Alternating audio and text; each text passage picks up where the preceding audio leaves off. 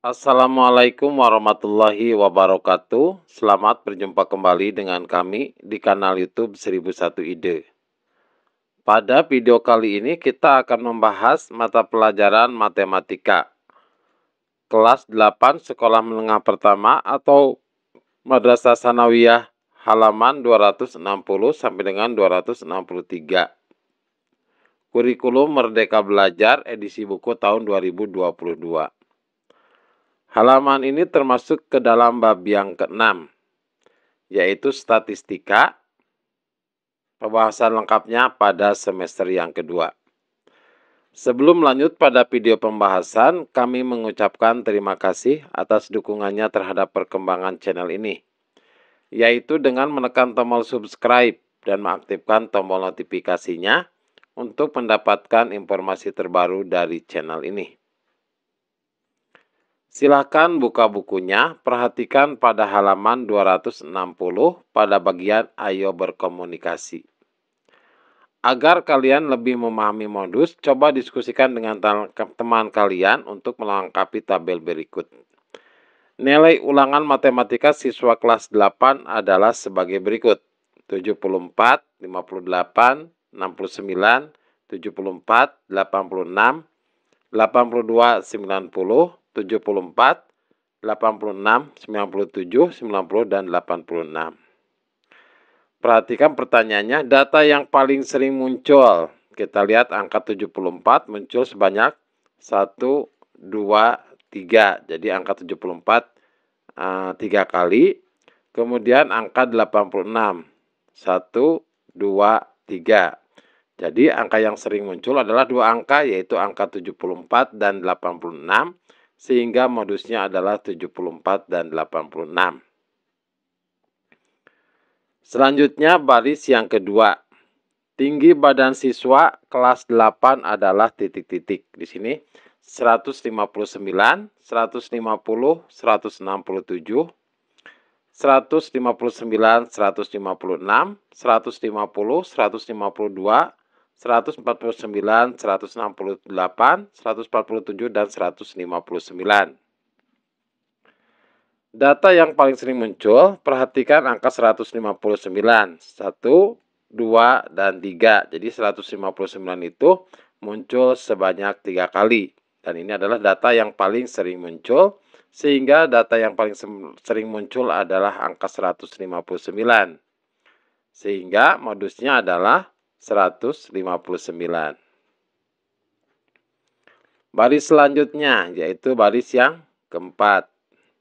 Data ukuran sepatu siswa kelas 8 ditunjukkan dalam tabel berikut. Dari sini, lihat. Kolom yang pertama adalah ukuran sepatu, kolom yang kedua adalah frekuensi. Apabila kita perhatikan, data yang paling sering muncul adalah data yang frekuensinya paling besar, yaitu angka 12 frekuensinya. Untuk ukuran sepatu nomor 39. Maka data yang paling sering muncul adalah angka 39, sehingga modusnya adalah 39. Selanjutnya, baris yang keempat. Nilai ulangan matematika siswa kelas 8 ditunjukkan dalam tabel berikut. Nah, ini sumbu X-nya atau sumbu horizontalnya. Sumbu horizontalnya adalah nilai ulangan. Kemudian, sumbu vertikalnya adalah frekuensi atau banyaknya yang mendapatkan nilai ulangan. Maka data yang paling sering muncul adalah yang frekuensinya paling besar, yaitu angka 90. Jadi yang mendapatkan nilai 90 ini sekitar 7 orang. Maka data yang paling sering muncul adalah angka 90, yaitu nilai 90, sehingga modusnya adalah 90. Selanjutnya, pada halaman 261, perhatikan pada tabel berikut. Di sini ada Senin, Selasa, Rabu, Kamis, Jumat, dan Sabtu. Untuk yang Senin frekuensinya itu ada sekitar 24. Selasa 20, Rabu sekitar 24, Kamis itu sekitar 17, Jumat 15, dan Sabtu sekitar 16. Dari data tersebut diperoleh bahwa data yang paling sering muncul, perhatikan berarti yang frekuensinya paling tinggi, yaitu data di hari Senin sama data di hari Rabu. Apabila kita lihat grafik batang ini jumlahnya sama.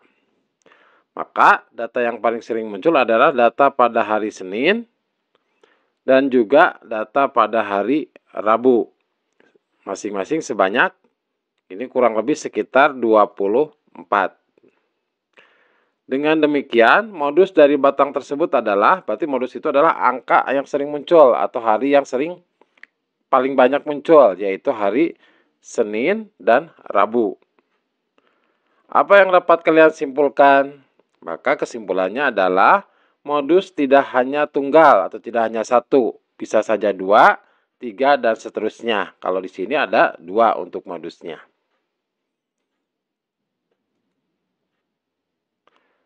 Selanjutnya perhatikan pada grafik.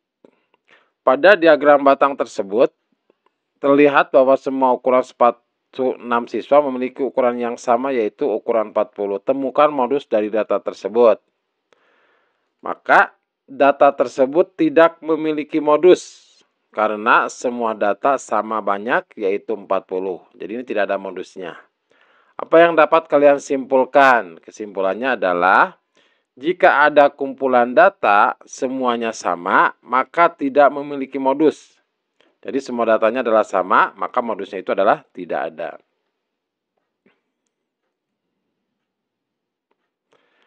Selanjutnya perhatikan kembali gambar berikut. Ini gambar 6.3 yaitu kumulatif kasus COVID-19 tahun 2021. Kemudian ini adalah tabelnya. Jadi grafik ini kita lihat pada tabelnya. Modus dari data tersebut adalah bulan Juli sebesar 9.651.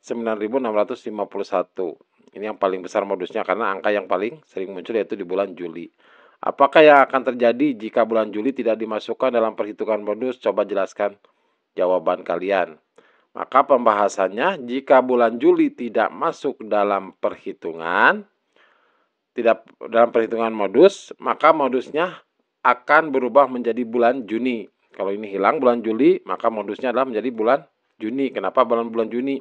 Karena bulan Juni adalah bulan yang terbesar kedua setelah bulan Juli. Terus bulan Julinya kita hilangkan, maka modusnya berubah ke bulan Juni, yaitu di bulan 6, yaitu 4.342.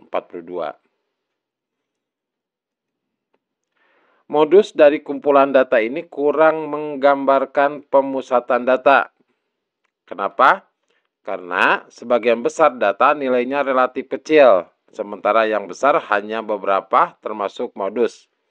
Dan perbedaan antara data yang nilai kecil dengan data yang nilainya besar itu sangat jauh. Jadi di sini ada datanya kecil, tiba-tiba datanya besar, seperti ini. Maka ini perbedaannya sangat jauh, sehingga ini tidak menggambarkan sebagai pemusatan data.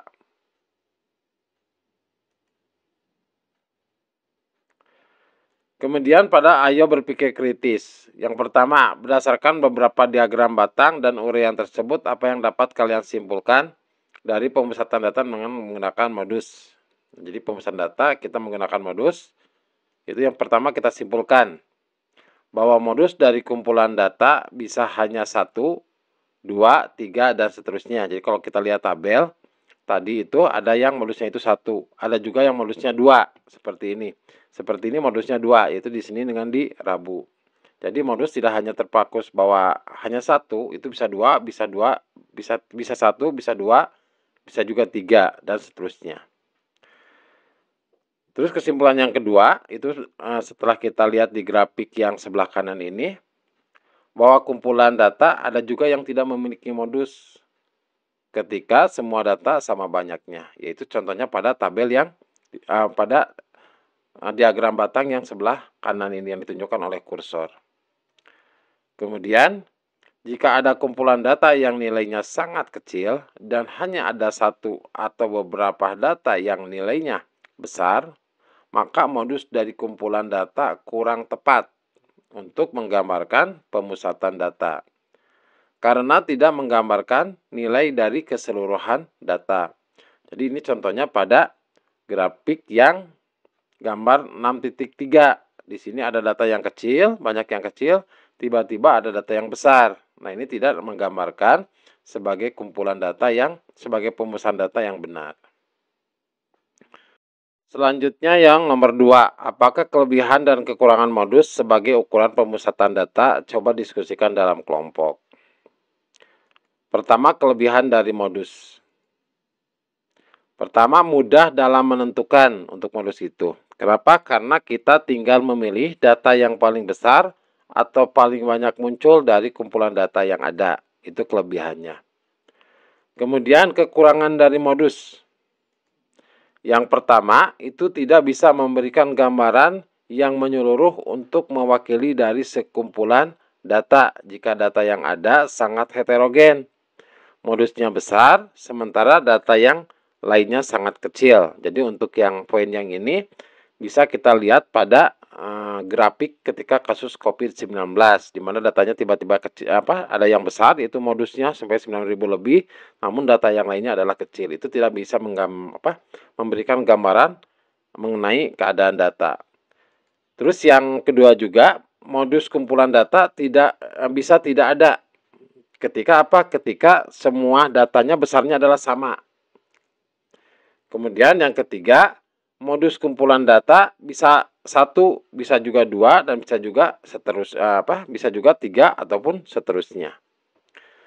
Demikianlah video pembahasan untuk mata pelajaran matematika kelas 8 halaman 260 sampai dengan 263. Semoga video ini bermanfaat. Assalamualaikum warahmatullahi wabarakatuh.